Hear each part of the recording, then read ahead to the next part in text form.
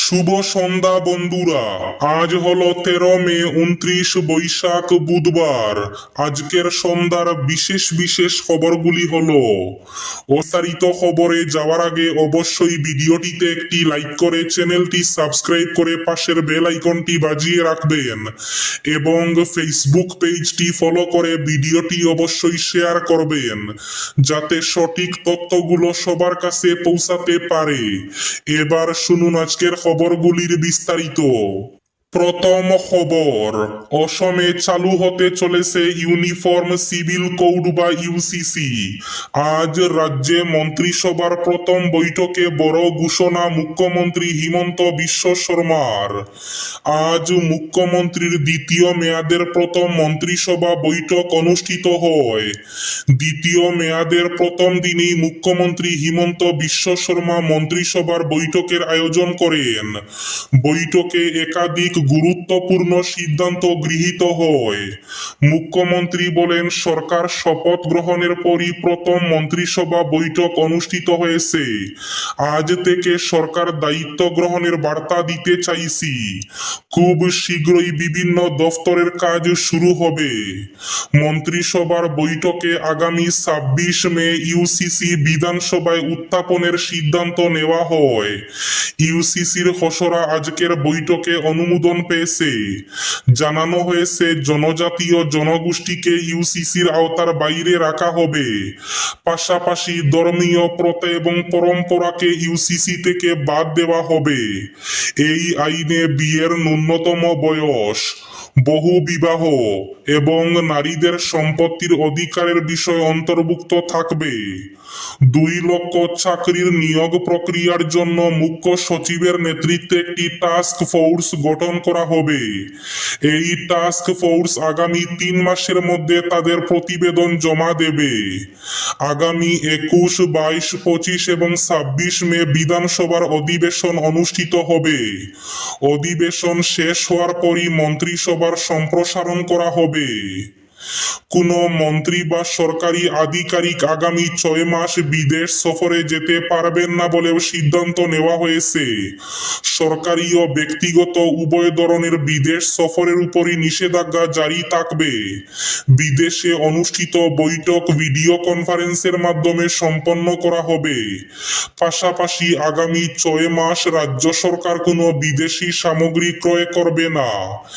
এছাড়া 15 থেকে 20 বছর পুরনো পেট্রোল ও ডিজেল চালিত গাড়ি বন্ধ করার সিদ্ধান্ত নেওয়া হয়েছে।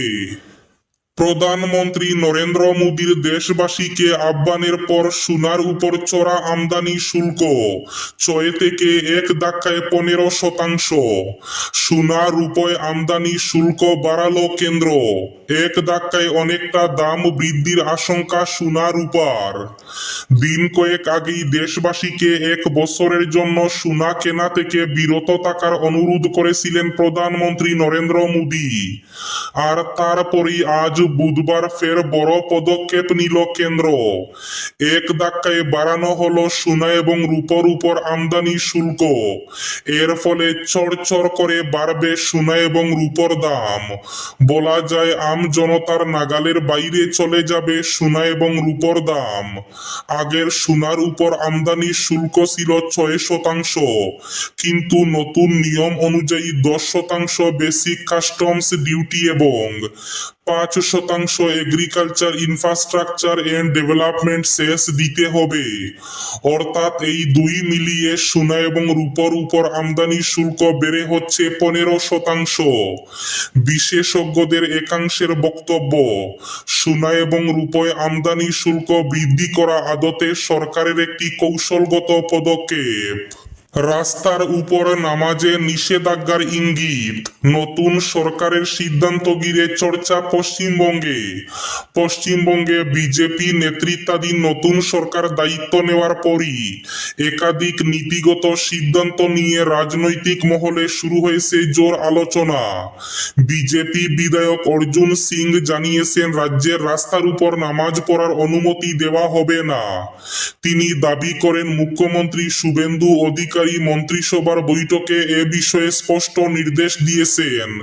তার কথায় মসজিদে নামাজ পড়তে কোনো বাধা নেই, কিন্তু রাস্তার উপর প্রার্থনা চলবে না। বিদেশি ষড়যন্ত্র, শিলচরে আমেরিকার কোম্পানির নামে স্থানীয়দের ফেস বায়োমেট্রিক্স, ধৃত 2 জন। আমেরিকান ডন কুবের বিল গেটসের মাইক্রোসফট কোম্পানির নাম নিয়ে স্থানীয় লোকজনের বায়োমেট্রিক্স ফেসিয়াল রিকগনিশন করছিল 2 যুবক। শিলচর সুনাই রোডে এক বিবাহ ভবন ভাড়া করে এমন কার্যকলাপ চালানোর সময় পুলিশ হাতে নাতে পাকড়াও করে তাদের। ধৃত 2 যুবকের একজন বানলাল রিনসানা, মিজোরামের আইজল চিঙ্গামবেং, অন্যজন রেমন্ড বাতাজোজা, সেরাজারি কুলিকন তামাং বেংতারের বাসিন্দা। এই 2 নিজ যুবকের এমন কার্যকলাপের পেছনে বড় ধরনের কোনো রহস্য লুকিয়ে থাকতে পারে বলে সন্দেহ করছে পুলিশ। 30 লাখে প্রশ্ন কেনা বেচা, হোস্টেলে হোয়াটসঅ্যাপে বিলি। নিট কাণ্ডের মূল মাস্টার মাইন্ড। নিটের প্রশ্নপত্র ফাঁস নিয়ে মঙ্গলবার বজ্রাঘাত পড়ে পড়ুয়াদের মাথায়। গত 3 মে দেশ বিদেশের প্রায় 22 লক্ষের অধিক পরীক্ষার্থী নিট ইউজি পরীক্ষায় বসেছিলেন। এরপরই সেই পরীক্ষা বাতিল হওয়ার খবর ছড়িয়ে পড়তে দেশের নানান জায়গায় বিক্ষোভের সৃষ্টি হয়। দেশের অন্যতম বৃহৎ প্রবেশিকা পরীক্ষা নিট ইউজি 2026 প্রশ্নপত্র ফাঁস কাণ্ডে এক বড়সড় মোড় এলো। মহারাষ্ট্রের নাসিক থেকে পুলিশ শুভম খৈরনার নামে এক যুবককে গ্রেফতার করেছে, যা এই চক্রের শিকড় কত গভীরে তা আবারও স্পষ্ট করে দিল। রাজস্থান পুলিশের দেওয়া গোপন তথ্যের ভিত্তিতে নাসিক ক্রাইম ব্রাঞ্চ গত 12 মে ইন্দিরানগর এলাকা থেকে বছর 30-এর এই যুবককে পাকড়াও করে। শুভম নিজে ভোপালের একজন মেডিকেল সায়েন্সের ছাত্র। তদন্তে উঠে এসেছে যে গ্রেফতারি এড়াতে তিনি নিজের চুল কেটে এবং বেশভূষা বদলে ছদ্মবেশ ধারণ করেছিলেন।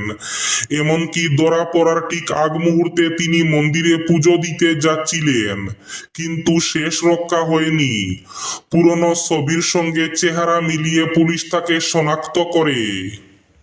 আজ বুধবার শিলচরের রামনগর আইএসবিটির সামনে এক মর্মান্তিক পথ দুর্ঘটনায় প্রাণ হারালেন এক ব্যক্তি। জানা গেছে একটি বড় গাড়ির নিচে চাপা পড়ে ঘটনাস্থলে মৃত্যু হয় তার। দুর্ঘটনায় ব্যক্তির মাথা গুরুতরভাবে চাপা পড়ে যাওয়ায় এখনো পর্যন্ত মৃতদেহ শনাক্ত করা সম্ভব হয়নি। ঘটনার খবর পেয়ে দ্রুত ঘটনাস্থলে পৌঁছায় পুলিশ। পরে মৃতদেহ উদ্ধার করে ময়না তদন্তের জন্য শিলচর মেডিকেল কলেজ ও হাসপাতালে পাঠানো হয়।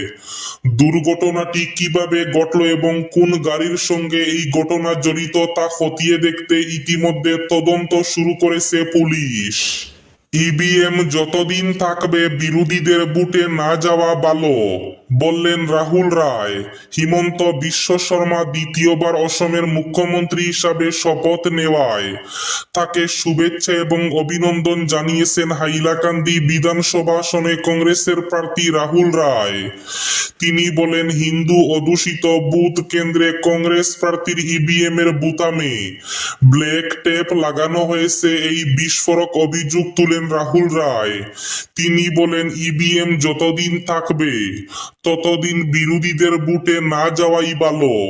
বুট গণনার আগে শাসক দল যে হিসাব দিয়েছে ফলাফলে তাই প্রায় হুবহু মিলে গেছে। ইভিএম এর অঙ্ক কষে হিসাব দেওয়া হয়েছে। দেখা গেছে অধিকাংশ কংগ্রেস প্রার্থী প্রায় 50,000 বুটের ব্যবধানে পরাজিত হয়েছেন। এমনটা হতে পারে না। শিলচরে বিজেপি প্রার্থী রাজদীপ রায় ভাবতে পারেননি তিনি এত বুটের ব্যবধানে জিতবেন। বুটের ফলাফলে রাজদীপ রায়ও অবাক হয়েছেন বলেন রাহুল রায়। কংগ্রেস প্রার্থী গৌরব কোনো অবস্থাতে নির্বাচন হারতে পারেন না। এবার শেষ খবরটি, হিমন্ত বিশ্ব শর্মার শপথ গ্রহণ অনুষ্ঠানে যোগ দিতে গিয়ে আর বাড়ি ফেরা হলো না এক শিক্ষকের। শপথ অনুষ্ঠান শেষে বাড়ি ফেরার পথে ট্রেনে মৃত্যু ঘটল। শিলচর লক্ষ্মীপুরের সুটোমামদার বাসিন্দা তথা 770 নম্বর সুটোমামদা এলপি স্কুলের প্রধান শিক্ষক রামকেবল কুর্মীর। তিনি দীর্ঘদিন ধরে বিজেপির একনিষ্ঠ সমর্থক হিসাবে পরিচিত উপস্থিত ছিলেন। জানা গেছে সোমবার দলীয় কর্মী সমর্থকদের সঙ্গে ট্রেনে করে তিনি গৌহাটিতে রওনা দেন শপথ গ্রহণ অনুষ্ঠানে অংশ নিতে। মঙ্গলবার অনুষ্ঠিত শপথ গ্রহণ অনুষ্ঠানে উপস্থিত থাকার পর সন্ধ্যার দিকে তার শারীরিক অবস্থার অবনতি ঘটে এবং রক্তচাপ বেড়ে যায়। সঙ্গে থাকা সহযাত্রীরা দ্রুত তাকে চিকিৎসকের কাছে নিয়ে যান। পরে রাতেই তারা শিলচর ফেরার ট্রেনে উঠেন। সহযাত্রীদের বক্তব্য অনুযায়ী এসি কামরায় রাত পর্যন্ত গল্পগুজব করার পর সবাই ঘুমিয়ে পড়েন। বুধবার ভোর 5:30 নাগাদ এক সহযাত্রীর ঘুম ভাঙলে তিনি দেখতে পান রাম কেবল কর্মী সিটের উপর নিচে পড়ে রয়েছেন। ঘটনাস্থলটি জাটিঙ্গার আশেপাশে বলে অনুমান করা হচ্ছে। পরে অন্যান্য যাত্রীদের ডেকে তাকে পরীক্ষা করে দেখা হলে জানা যায় তিনি আর বেঁচে নেই। সঙ্গে সঙ্গে রেল কামরায় চাঞ্চল্যের সৃষ্টি হয়। এই ছিল আজকের সন্ধ্যার বিশেষ বিশেষ খবরগুলি। ভিডিওটি অবশ্যই লাইক করে শেয়ার করে দেবেন।